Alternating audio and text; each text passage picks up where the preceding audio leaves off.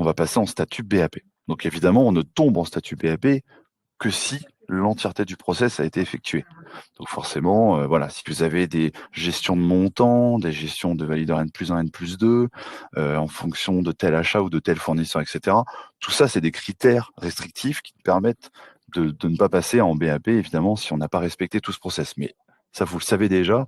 Je veux juste, marquer le point quand même parce qu'évidemment, on ne peut pas exporter en BAP tout et n'importe quoi. On a forcément d'abord l'export des écritures, on a forcément le process de validation qui a été effectué. Donc ça, c'est des critères qui sont, voilà, faits, en fonction de votre process à vous. Donc évidemment, chacun a le sien et ensuite on arrive sur l'export BAP.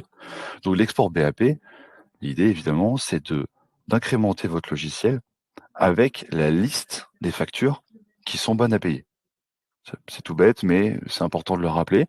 C'est vraiment, d'avoir effectivement une massification de cette donnée-là, de ce transfert de données-là, pour vous permettre de pas le faire déjà une par une, de le faire potentiellement avec des erreurs, puisque, voilà, on le fait, manuellement, il y a une main humaine, donc les erreurs sont possibles et puis surtout de l'automatiser et ça, on va y venir. Alors aujourd'hui, je vais le faire évidemment manuellement pour vous montrer comment ça se passe, mais il est possible de l'automatiser. Voilà, je peux dire tous les soirs, je vais exporter toute ma liste de documents qui sont tombés à BAP dans la journée et qui vont s'exporter automatiquement dans un dossier pour ensuite d'être intégrés dans votre logiciel de comptabilité ou de paiement d'ailleurs, pour pouvoir ensuite faire le reste des actions.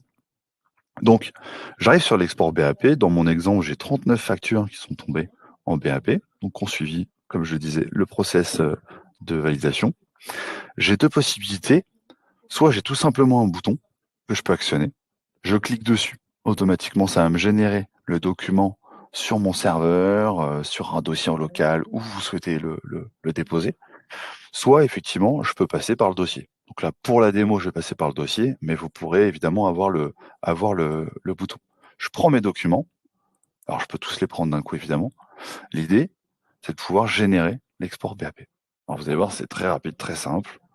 Ça vous met tout simplement, en fait, le liste de vos documents BAP avec les pièces comptables, puisque c'est le lien, la pièce comptable, entre ce qui existe dans votre logiciel et ce qui existe dans Zindoc. Donc ça, c'est très important en général d'avoir forcément la passerelle comptable en amont.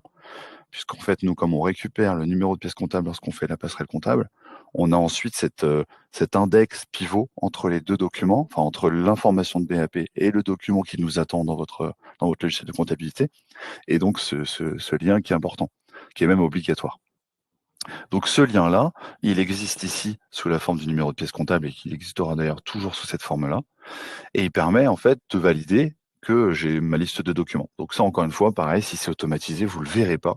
Mais ce qu'on conseille en général, c'est de commencer d'abord par une période où on le fait tout manuellement et ensuite on peut l'automatiser au bout de 2-3 mois. Donc je valide. Alors, je vais dans ma démo, les marquer, ne pas les marquer comme documents exportés, mais évidemment à l'export, automatiquement, ils vont passer comme exportés en BAP avec le statut qui va changer, la date d'export, et cetera, et cetera. Je vais pouvoir vous le montrer. Je fais l'export, automatiquement, j'ai mon fichier qui est sorti. Voilà, donc ça met une microseconde à s'afficher. Tac. Je vais vous afficher le document. Bon, alors le document, il n'est pas très intéressant. Il correspond évidemment au format de la démo, mais voilà, si vous avez besoin d'un format un peu particulier, peut-être, sous, XML, sous, XLS et cetera, peu importe le format évidemment, on s'adapte, hein, puisque ça fait partie de la prestation de paramétrage. Mais en gros, on retrouve la pièce comptable, l'information de BAP et ensuite, il suffit juste de l'importer dans votre logiciel de comptabilité pour que l'ensemble de vos documents, en attente se mettent en statut BAP. Voilà. Donc évidemment, ça permet de faire de la massification, comme je disais, et de reprendre cette information. Si ensuite je cherche tous mes documents sur lesquels effectivement j'ai un statut BAP qui est passé, je vais pouvoir les retrouver. Donc je vais prendre effectivement sur mes recherches l'export pour BAP, c'est automatique, hein, comme je le vois effectivement à gauche, le numéro de pièce comptable exporté, etc. Tout ça, c'est des index qui sont automatiquement remplis lors de l'export et qui permettent en fait de changer de statut automatiquement, évidemment de pas réexporter. Donc on évite 100% des erreurs de doublons sur cette partie-là. Voilà. Écoutez, en tout cas, voilà, d'un côté, j'ai le bouton, d'un côté, j'ai la possibilité de le faire manuellement. J'ai ensuite la possibilité de le faire automatiquement à des fréquences variables et heu et donc c'est un export qui, en général, s'automatise aussi du côté de votre logiciel comptabilité pour, permettre d'avaler le document automatiquement. C'est vrai qu'on a des logiciels sur lesquels on va devoir l'importer. Bon, si de toute façon on le fait en main, ça nous fait gagner un temps important, mais il y a aussi des logiciels, type Sage qui permettent aussi d'aller aspirer automatiquement ce document et donc de le faire, potentiellement à des heures, de fermeture des bureaux pour aller constater ensuite que tout a été validé en BAP. Voilà pour la partie démonstration.